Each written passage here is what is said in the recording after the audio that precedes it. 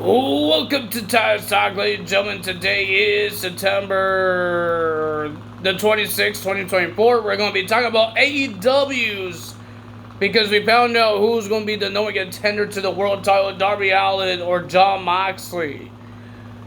We saw a lot of interesting matches, pretty decent matches. We got a debut. Ladies and gentlemen, we got Prince Nana coming out to give us an update of Mr. Swerve Strickland. Swerve Strickland is not cleared to wrestle because what happened to him at All In, his childhood house got burned down and he had that steel cage match. So he's not 100%. And then we heard a voice like clearing his throat out, and it was MVP making his debut to AEW, and he wants to replace Prince Nana to be a manager for Swerve Strickland because MVP blames Nana at everything that happened to him, the house, losing the world title, and the steel cage. He blames Swerve Strickland's manager, and he says whenever Swerve is ready to come back, give him my call, and he's always ready to talk business to Swerve Strickland. So Bobby Lashley didn't show up, but Mr. MVP did. MVP is part of AEW now. I think as a manager, he's not going to be wrestling. He's going to be a manager. He still has his little cane that he had in WWE. So that's interesting, and we will see what MVP is all about. Will we have a new Hurt Business? Will Bobby Lashley show up and it will be Bobby Lashley and Swerve Strickland? I think that would be an interesting Hurt Business for AEW. But we don't know what's happening with Bobby Lashley. We don't know anything what's happening with him. We heard that he might want to do like boxing. We don't know what he wants to do right now. We don't know he's joining AEW or going back to TNA or not wrestle again. We have no idea what he's going to do. So, first match of the evening, we didn't get a lot of interviews. We got Orange Cassidy, Mark Briscoe, and Kyle O'Reilly, and they got a new member of their faction, Rocky Romero. He's part of it. He's finally part of the team. Yes, he's finally in it. I don't remember him being in a lot of tag team matches or trio matches with those guys. Maybe that's on Collision. So yeah, that's what happened there. And there, they talked about the trios tornado tag team match, trios match at Grand Slam's Collusion. I don't think they're doing Rampage anymore. I don't think they are. They haven't talked. They never didn't say anything about Rampage. They talked about AEW, the Dynamite, and they talk about Collusion that's happening this Saturday and what's happening next week. I didn't say anything about Rampage. So I don't know if they're doing Rampage anymore. I have no idea. So, ladies and gentlemen, on Collusion, we do have a Lumberjack strap match with Mr. Hangman Adam Page versus Jeff Jarrett. We got the trios titles on the line. So we got a lot of things happening there. We have the open challenge for the TNT title with Jack Perry. We will find out what else more. First match, we got Bryan Danielson versus Nigel McGuinness. Well, we thought Bryan Danielson did not show up because what happened to him at All Out, he got a plastic bag over his head, got attacked by his former teammates, stablemates. Nigel was waiting, and we waited for the music and wait for Bryan Danielson to show up. He didn't show up. Nigel wants to be a count-out and be announced as the winner. So the referee was doing a count-out until the music hits again. The final countdown, Bryan Danielson came out. So we finally had this match. It was a pretty decent match. A lot of submissions happening. But the winner of that match was Bryan Danielson. Why would he lose this match if he has a big world title match at Wrestle Dream? That doesn't make any sense. And then, ladies and gentlemen, after the match, we got Christian Cage comes out, and it looks like he was about to sign that contract. Anytime, anywhere, he could get a shot of the world title, but Kip Sabian stole the pen. And Christian Cage was chasing him, and then he ran into the Blackpool Combat Club, mostly just Pac and Claudio. And then he went chase Kip Sabian again. Then we had Hook versus Roderick Strong for the FTW title. Of course, the FTW rules match. It's just like a 3-on-1 handicap. The freaking Undisputed Kingdom won't stop attacking Hook, but Hook destroyed everybody. The winner of that match was Hook. He retains. And then he just retired the FTW title. He gave it back to his dad, Taz, and they had a heart-to-heart moment that they are finally retiring the FTW title. So now that title is definitely not recognized as an AEW championship. Nobody else could go for the title. So maybe Hulk could go for more AEW titles now. TNT, International, World title. Then we had the Young Bucks versus Will Ospreay and Kyle Fletcher for the tag team titles. I thought it was a pretty decent tag team match. It was a great match. Of course, Don Callis has to get himself involved. He gave Kyle Fletcher the screwdriver. And Kyle Fletcher was about to use the screwdriver until Will Ospreay stopped him. He says, we're not winning that way. So he took the screwdriver from Kyle Fletcher. He gave it to the referee.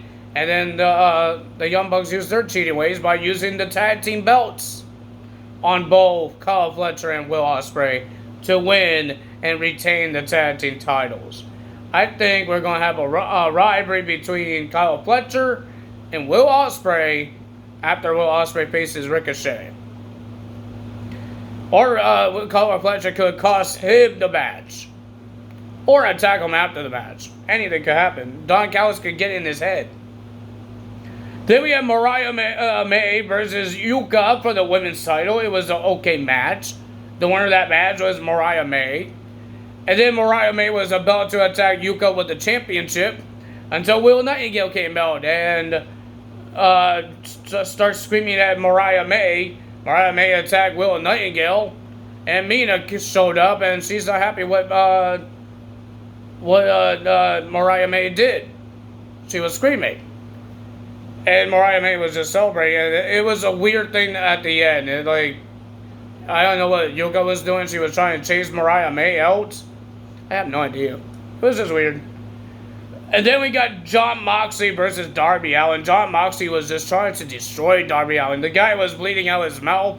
He was spitting out blood.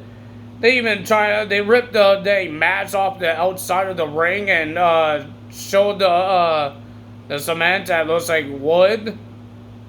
It's not really cement, but it's supposed to be a hard platform and you're not supposed to slam somebody on it. But it was a pretty decent match for these guys. But the winner of that match and your new number one contender to the world title is Jon Moxley. What's the point of giving Darby Allin this title shot if he's not going to be the number one contender? It should be a number one contenders match, not for Darby Allin's world title shot if he's going to lose. I understand that Jon Moxley attacked Bryan Danielson. That's the rivalry. That's the big rivalry that's happening. Jon Moxley is the leader. He's the one that made Claudio, Pac, Mariah Shafir attack Bryan Danielson. And speaking of Bryan Danielson, he attacked Jon Moxley. And then he wrapped something around, I think they said a necktie. He had a necktie and choking him out, and then Mariah Shafir jumps on Bryan Danielson trying to do a choke on him. Claudio and Pac came out and tried to rip Bryan Danielson off of Jon Moxley. They start beating up Bryan Danielson until Private Party came out and Commander to attack the Blackpool Combat Club, and they ran away. And then, ladies and gentlemen, Bryan Danielson says, you want a war, Jon Moxley? He wants a war as well. He says he's going to kick his head in. He says the F word, but I'm not saying that on YouTube because I don't think I'm allowed, so I'm not saying that. He said he's going to kick his head in, and they censor it too, so I don't think they're supposed to allow saying that. I think MVP even said the F word, and they censor that too. But at least they say a couple of swear words. WWE, you can't say a lot. They censor it like crazy. So yeah, and we heard that in the Trios Championship, it will be Private Party and Commander versus Claudio, Pac, and Utah for the Trios titles. If you guys enjoyed this video, hit the like button, leave a comment below, hit the subscribe button, hit that notification bell. Tomorrow we're going to find out who is teaming up with Jordan Grace at TNA. NXT star to team up with Jordan Grace. I hope it's somebody big. It could be somebody returning to NXT, like got injured, but their big return is on TNA. Or it could be Julia. But I don't think it would be Julia because she has her own little rivalry. Well, she has her rivalry with Roxanne, and now with Stephanie Picard showing up. So, yeah, I don't think it will be Julia. She has those two to worry about. And not worry about Rosemary and Wendy Chu. I still don't know who it is. They're not giving us any hints of who is it. I'm hoping it's somebody big, like somebody really big on NXT that's in this thing, but I don't know any of people that actually could be in it. Could be Soruka because she got her title match screwed up by Wendy Chu and Rosemary because they made the lights go out and attack Rosemary, Jordan Grace. So it could be Soruka. That would be interesting seeing Soruka in TNA. So we will find out what happens on TNA, who will be in it. I will do my video for TNA on Friday, like I always do. And then we got Friday Night SmackDown as well. And then next weekend, we got Bad Blood. And on Sunday, I'll be going to Destiny Wrestling. So I thought it was on Saturday, but no, it's Sunday, October 6th. That's when me and my dad go into Destiny Wrestling. So yeah, I'm not going to miss Bad Blood this week. Or next week. I'm not going to miss it this time. Not like a Heat Wave. I kind of missed that one. No, I didn't miss Heat Wave. I watched Heat Wave. I think it was like No Mercy. I think so. I think I missed No Mercy. I missed one of them. I know I did. One of the NXT ones. That's all for me today. If you guys enjoyed this video, that's all for me today. You know what to do. Tell us out. Bye!